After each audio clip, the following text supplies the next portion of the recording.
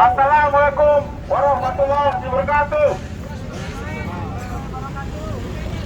Rekan-rekan yang tergabung dalam front anti dominasi asing, hari ini kita berdiri tepat di depan Dubes RRC. Sebelum kita akan melaksanakan aksi, saya akan sampaikan agenda dan aturan kita melaksanakan aksi.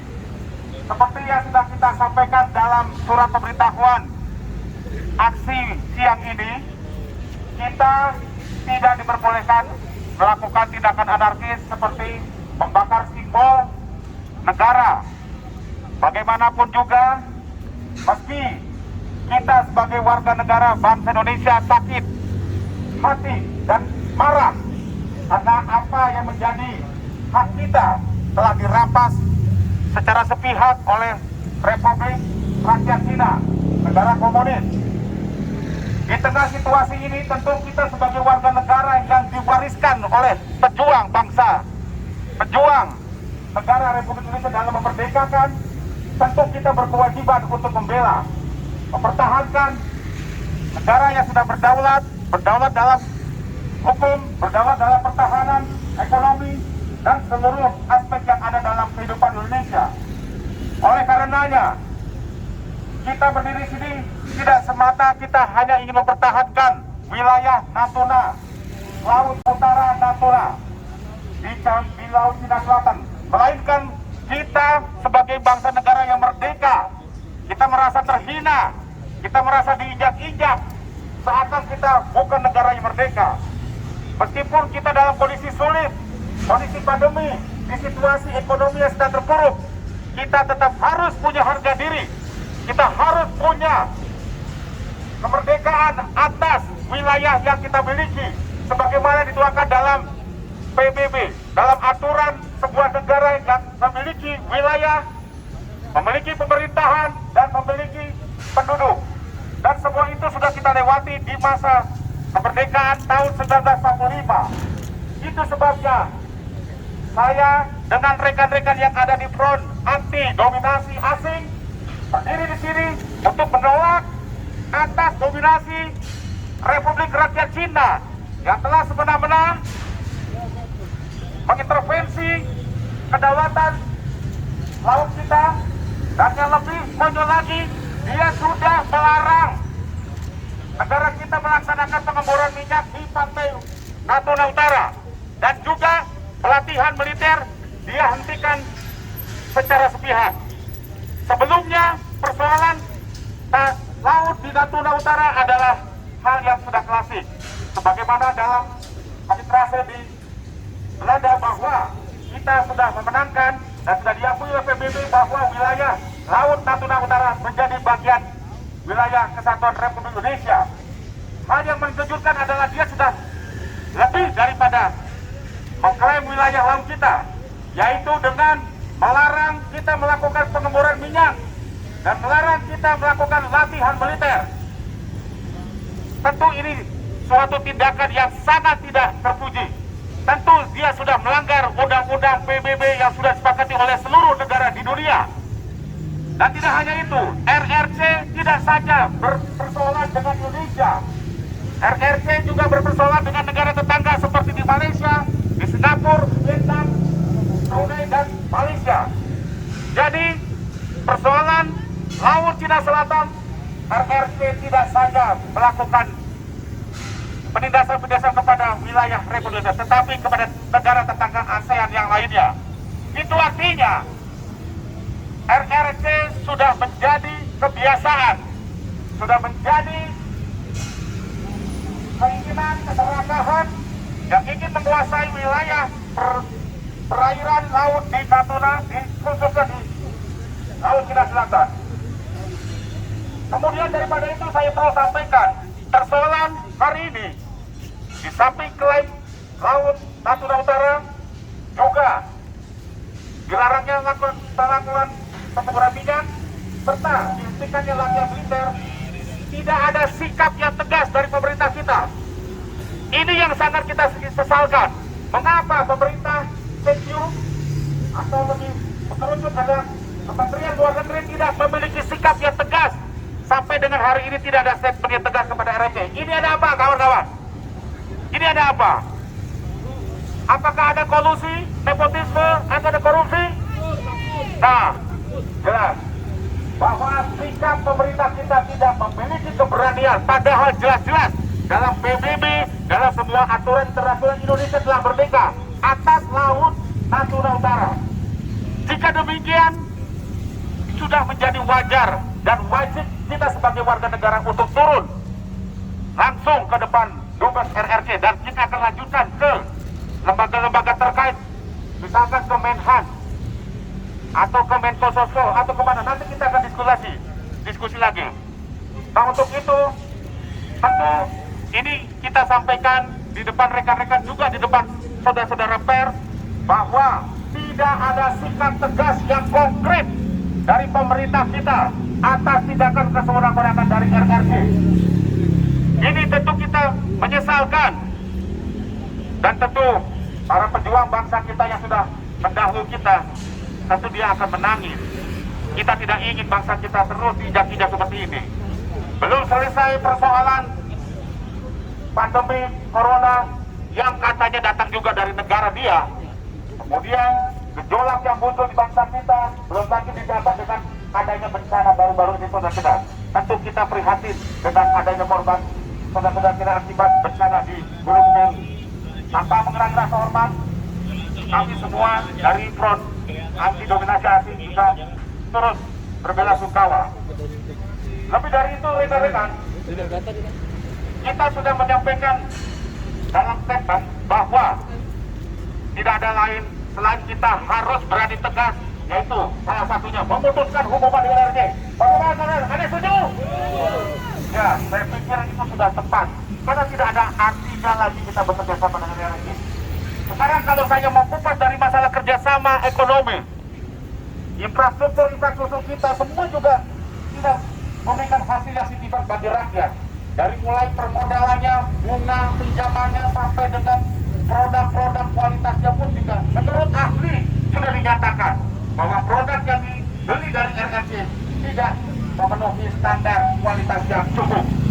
Di samping itu, investasi pinjaman modal yang diberikan oleh RRC kepada kita juga menimbulkan persoalan di kemudian hari, oleh karena pinjaman tetap ada bunga. Dan sampai hari ini hutang negara kita sudah begitu besar, khususnya kepada RRC. Memang secara logika kita akan sulit melepas hubungan dengan RRC, oleh karena kita terjebak oleh ijon. Kita sudah dihutangi jauh-jauh hari, sehingga kita memang dibuat sehingga kita tidak bisa lepas dari genggaman RRC. Namun kita sebagai warga, sebagai rakyat Indonesia yang memiliki kedaulatan, kita punya hak. Sebab dalam undang-undang dan dalam aturan PBB internasional bahwa berdirinya sebuah negara salah satunya adanya penduduk, adanya rakyat yang berdaulat, dan kita adalah bagian dari terbentuknya negara Indonesia. Untuk itu kita sepakat bahwa untuk segera hentikan hubungan diplomatik dengan RRC. Setuju? Baik rekan-rekan, semua itu bukan kita tidak memiliki data. Kita bergerak di sini untuk menjadikan agar NKRI harga mati. Kita mengundang siapapun, apalagi mereka yang suka teriak-teriak NKRI harga mati, datanglah ke tempat ini menit demi menit, jam demi jam, hari demi hari, minggu demi minggu. Nyatakan kemarahan kita bahwa kita tidak mau NKRI ini diinjak-injak atau diintervensi oleh kekuatan asing manapun, terutama dalam hal ini adalah kekuatan dari RRC. Saudara-saudara sekalian, saya ingin menyampaikan bahwa hubungan diplomatik atau hubungan kerjasama antar negara itu adalah baik. Namun harus terjadi kesetaraan. Dan kita tahu bahwa sejak pemerintahan Megawati 2001-2003 yang lalu, ketika kemesraan dengan RRC mulai dibangun, itu terputus karena terjadi pergantian kekuasaan kepada Presiden Susilo Bambang Yudhoyono. 10 tahun kemudian kembali kepada rezim yang satu genre, yaitu rezimnya sekarang berkuasa, seperti memendam rindu. Jadi seperti memendam rindu untuk membangun kerjasama yang begitu kuat dengan RRC. Itu baik-baik saja, asalkan nilai-nilai kedaulatan kita tidak terganggu. Namun faktanya dari berbagai kerjasama yang kita amati, kita melihat betul bahwa kerjasama ini ada asimetris, kerjasama yang tidak berimbang. Dengan kata lain, kita lebih banyak menuruti keinginan RRC ketimbang apa yang harusnya kita peroleh dari kerjasama yang lebih baik itu harusnya. Faktanya adalah peraturan-peraturan perundang-undangan dirubah demi investasi dengan RRC. Kita tahu sejak 2015-2016 peraturan tenaga kerja asing dirubah sehingga tenaga kerja asing boleh masuk. Kita tahu juga ada kebijaksanaan bahwa paket investasi dengan RRC, dengan investor dari RRC mengharuskan bahan-bahan modal atau barang-barang komponen yang akan dibangun di Indonesia itu harus dari RRC. Kemudian yang lebih menyakitkan lagi adalah tenaga kerja asing juga dari Cina. Jadi ini adalah satu kerjasama yang sangat tidak seimbang justru dikala kita membutuhkan tenaga kerja. Dari perspektif perburuhan juga bisa kita lihat bahwa tenaga kerja asing yang ada di Indonesia di samping sudah mengambil hak daripada tenaga kerja Indonesia juga melakukan diskriminasi upah. Ini adalah suatu hal yang sangat haram bagi masalah perburuhan. Karena orang dengan jenis pekerjaan yang sama, ya itu harus diupah dengan yang sama. Sementara kita tahu orang Indonesia di perusahaan-perusahaan RRC yang ada di perusahaan Cina yang ada di Sulawesi misalnya mendapatkan gaji jauh di bawah tenaga asing dari Cina. Ini adalah satu anggaran yang amat sangat fatal bagi gerakan perburuhan. Kemudian kita juga tahu bahwa pembangunan smelter yang ada di Sulawesi sebagai contoh adalah yang dibangun oleh investor-investor dari RRC. Kemudian ada orang yang mengatakan kita tidak akan menjual bahan mentah ke luar negeri, tapi kita harus membangunnya menjadi barang jadi atau setengah jadi baru kita jual. Ini pernyataan ini adalah sangat bagus sesungguhnya, saudara-saudara. Tapi sesungguhnya harus diteliti lagi, apakah ini sekedar lip service semata atau sejatinya memang ingin membangun nasionalisme.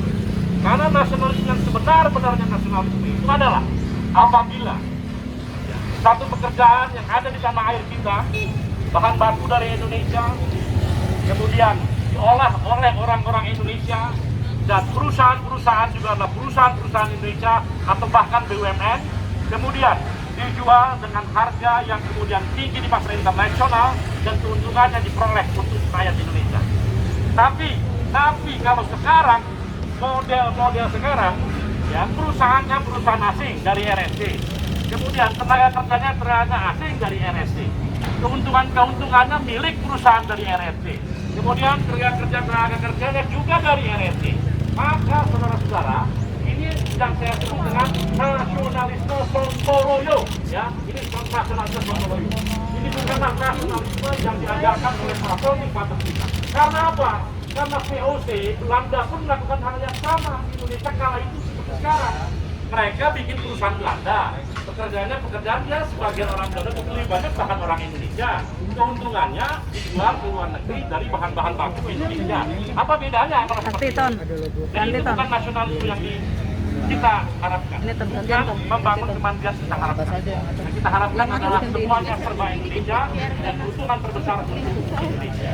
Jadi itulah kira-kira kenapa kita seperti itu. Nah, saudara-saudara sekalian, ini yang menarik.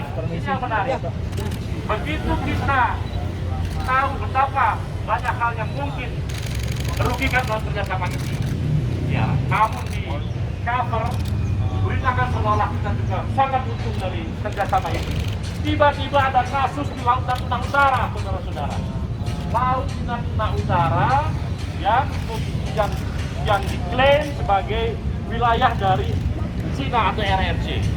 Ya, yang ada 9 gas line.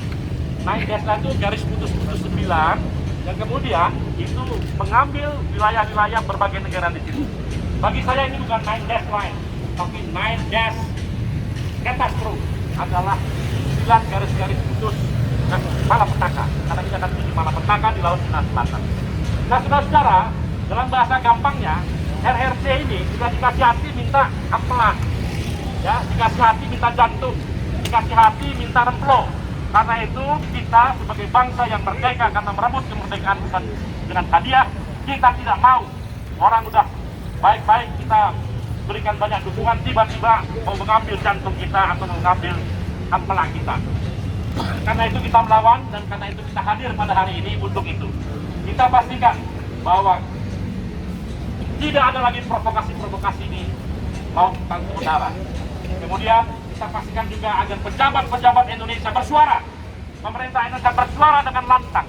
Karena tidak bersuara berarti itu adalah ketakutan. Ya, saya nggak tahu. Kita jujur saja, saudara-saudara, saya juga pernah di pemerintahan. Memang banyak diplomat-diplomat kita atau pejabat-pejabat kita, apalagi hari ini, itu mentalnya inlander, ya, mentalnya inlander. Atau saya menyebutnya diplomasi pegang burung, ya. Jadi diplomasi pegang burung itu, dia kalau ketemu dengan orang-orang asing, tangannya pegang burung. Nah ini menunjukkan sikap inlander dan kita dipimpin asal saja keinginan mereka. Padahal kita sebagai negara berdaulat, para pendiri bangsa kita tidak melakukan itu. Kita gagah di hadapan Fora internasional. Tapi sekarang kita tidak. Bisa dibuktikan betapa banyak sekarang pejabat yang tidak bersuara. Tapi alhamdulillah ada TNI khususnya dari Angkatan Laut, ya, dia menentang, dia tidak memperdulikan, dia jawab bahwa klaim Cina terhadap Natuna Utara kita tidak pedulikan, kita tidak akan mundur, bahkan sejengkal 100% tidak akan mundur. Ini adalah pernyataan yang harus dilakukan oleh TNI, ya. Alhamdulillah masih ada yang melakukan itu. Tapi sekarang kita tahu bahwa ada juga TNI yang sudah mulai main-main politik, mengomentari orang ceramah, mengomentari dan sebagainya dan sebagainya. Ini akan menjadi kabar buruk buat demokrasi ke depan. Tugas utama TNI adalah menjaga kedaulatan, bukan ngurusin hal remeh-temeh soal ceramah, soal belajar agama dan sebagainya. Begitu ada dipancing juga ternyata berantakan begitu. Termasuk dari Kementerian Pertahanan, semuanya mengikut bahkan mengajak seolah-olah kita jangan terlalu galak lah begitu. Jangan. Ini apa? Ini ada apa? Apa kalian sudah mendapatkan banyak dukungan dari Cina sehingga tidak berani mengatakan yang sebenarnya? Jadi saudara, saya ingin kalau bisa ada perempuan arti. Kalau bisa baca di pernyataan sikap, dari kita semua, ya, baca pernyataan sikap, biar ini nanti teman-teman bisa tahu. Terima kasih, selamat berjuang. Gerakan inilah gerakan mengembalikan dari NKRI mati harga menjadi NKRI harga mati. Kita mengundang kepada semua orang untuk datang beramai-ramai tiap hari, tiap jam, kalau buktikan di sini kata-katamu yang begitu sombong bahwa NKRI harga mati. Di depan mata NKRI mati harga. Selamat berjuang, merdeka! Merdeka! Terima kasih kawan-kawan. Semakin terasa asimetris dengan mengubah berbagai peraturan penting demi melayani RRC. Yang pada hikmat kami, kerjasama tersebut lebih banyak merugikan rakyat Indonesia. Di antaranya pelayanan yang diberikan demi kerjasama dengan RRC ini diantaranya adalah 1. Paket perjanjian kerjasama dengan RRC atau investor dari RRC yang mengharuskan rakyat Republik Indonesia melakukan berbagai kebijakan yang mempermudah masuknya tenaga kerja asing atau TKA, melegalkan diskriminasi dalam pengupahan, pembelian komponen dan barang modal untuk proyek dari RRC, perlakuan dalam pengupahan, perlakuan bebas pajak, pembangunan infrastruktur demi mendukung ambisi RRC dengan skema obor, padahal belum diperlakukan oleh bangsa Indonesia saat ini dan sebagainya. 2. pembentukan undang-undang Omnibus Law gamblang telah dinyatakan Mahkamah Konstitusi sebagai inkonstitusional, melanggar konstitusi Undang-Undang 1945, adalah juga bagian dari adanya kerjasama dengan RRC. Ini karena sebelumnya tidak pernah ada investor dari negara manapun yang meminta